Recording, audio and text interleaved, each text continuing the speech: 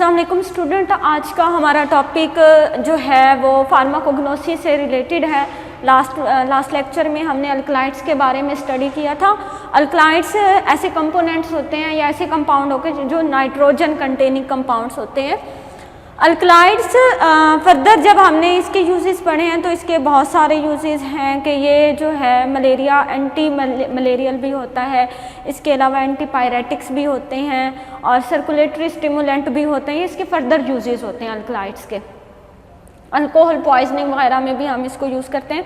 तो कल हम लोगों ने कुछ स्टडी किए थे। आज जो हमारा टॉपिक है इसमें जो हम मेडिसिनल ड्रग्स स्टडी कर रहे हैं उसमें है अफीड्रा।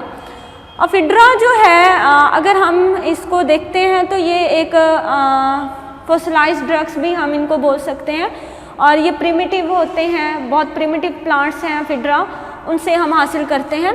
तो ड्रग अफीड्रा जो है वो अफीड्रा प्लांट से हासिल की जाती है और ये एक प्रिमिटिव प्लांट होता है। इसकी केमिकल क्लास जो है ये एक अल्कलाइड है। बायोलॉजिकल सोर्स जो है अगर हम देखें बोटेनिकल नेम जो होता है वो इसका होता है अफीड्रा सिनिका। बायोलॉजिकल सोर्स अफीड्रा सिनिका है, फैमिली इसकी अफीड्रेसी है और जो केमिकल कॉन्स्टिट्यूएंट है वो अफीड्रीन और सूडो अफीड्रीन, इसके अंदर दो केमिकल्स पाए जाते हैं। मेडिसिनल यूजेस में एंटी एस्थमेटिक है, एस्थमा जो दमा होता है उसके इलाज के लिए हम इसको यूज़ करते हैं।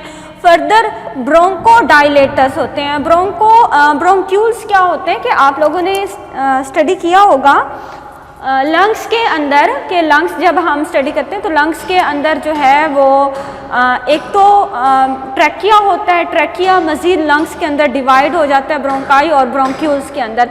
तो ब्रोंक्यूल्स हवा की नालियाँ होती हैं, छोटी छोटी लंग्स के अंदर नालियाँ पाई जाती हैं जिनमें से हवा जो है वो आगे अलवेलाई तक पास थ्रू होती है। तो ब्रोंक्यूल जो है एंटी एस्थमेटिक ये इस तरह है कि एस्थमा के अंदर जो ब्रोंक्यूल्स होते हैं वो कंस्ट्रिक्ट हो जाती हैं किसी भी रीज़न की वजह से। वो एलर्जेंस भी हो सकते हैं, वो एलर्जन फूड के अंदर भी हो सकते हैं, इसके अलावा कुछ ड्रग्स भी हो सकती हैं।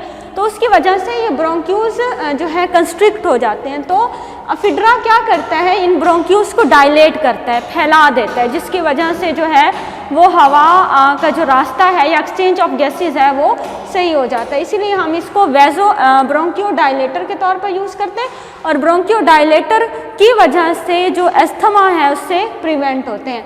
वेज़ोडायलेटर्स होती हैं जो आपकी वेसल्स होती हैं, ब्लड वेसल्स, उनको ये डायलेट कर देते हैं, फैला देते हैं। इसके अलावा फ्लू, फीवर, एलर्जिक कंडीशंस, इसके अंदर हम इसको इस्तेमाल करते हैं और सीएनएस स्टिमुलेंट के तौर पर भी इस्तेमाल होते हैं।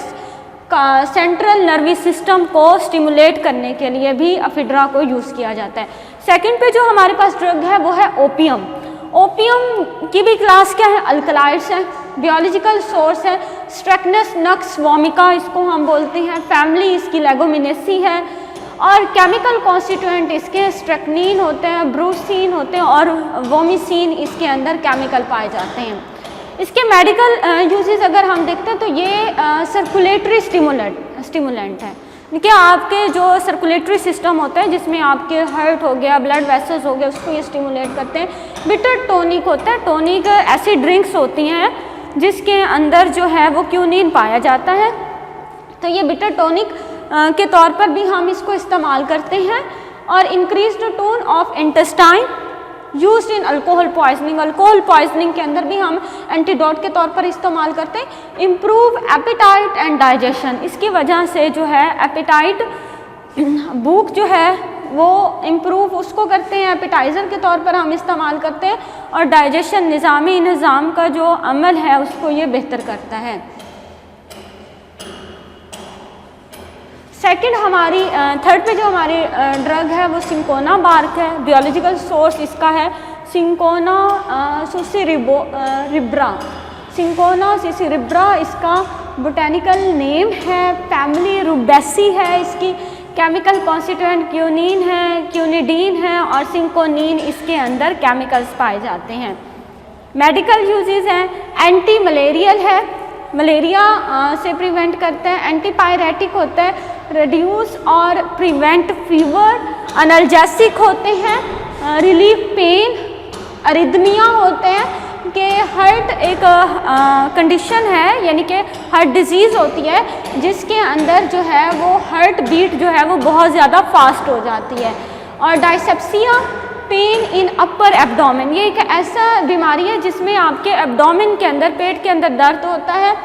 और हे फीवर में इन्फ्लेमेशन इन नोज़ के अंदर इन्फ्लेमेशन हो जाती है। और टॉन्सिलाइटिस, इसमें इन्फ्लेमेशन इन टॉन्सिल्स और सोर थ्रोट, यानी गला जो है वो सोर हो जाता है। इसके अलावा जो आपके टॉन्सिल्स हैं उसमें इन्फ्लेमेशन, सोजिश हो जाती है।